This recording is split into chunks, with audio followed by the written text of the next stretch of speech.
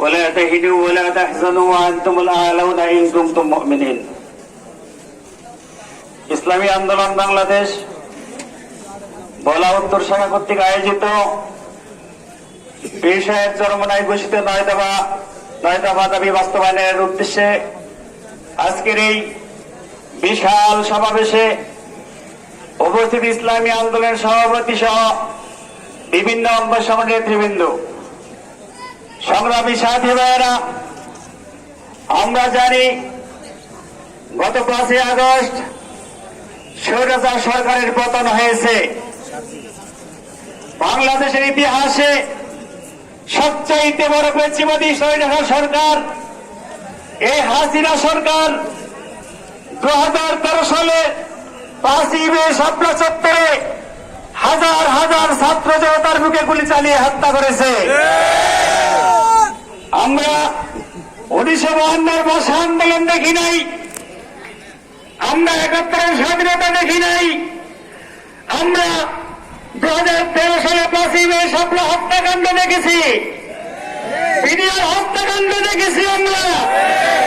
আমরা দেখেছি 24 সালে কিভাবে ছাত্র জনতার উপরে এই আওয়ামী লীগ গুন্ডা বাহিনী, পুলিশ বাহিনী হামলা করেছে। সংগ্রামী সাথী ভাইয়েরা, ওলামায়ে কেরাম দীর্ঘ 16 বছর 7 মাস পর্যন্ত জবান খুলে কথা বলতে পারে নাই। মসজিদের মেম্বারগুলো বয়কট করে রেখেছে। কথা বললে, স্পষ্ট কথা বললে তাদের চাকরিচ্যুত করা হয়েছে।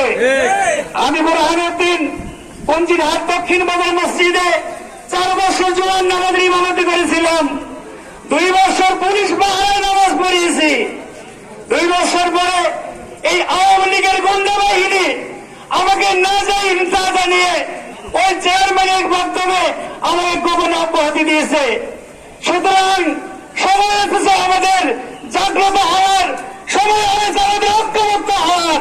আমাদের আর হিংসাত্মক করা চলবে না। সমস্ত ইসলামী দল যদি আমরা ঐক্যবদ্ধ হতে পারি, আগামী সংসদ আমাদের ওলামায়ে কেরামের, সংসদ ওলামায়ে কেরামের।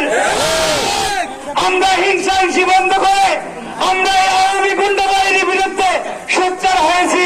বাকি আওয়ামী ইনশাআল্লাহ আমরা এই দেশের ভিতরে সংসদে ওলামায়ে কেরামকে দেখতে চাই। আমরা সর্বশক্তি ব্যয় করে আগামী নির্বাচনে ওলামায়ে কেরামের ঐক্যবদ্ধ মাধ্যমে সংসদ নির্বাচনে ওলামায়ে কেরামের বিজয় নিশ্চিত করবে ইনশাআল্লাহ। সংগ্রামী বন্ধুগণ,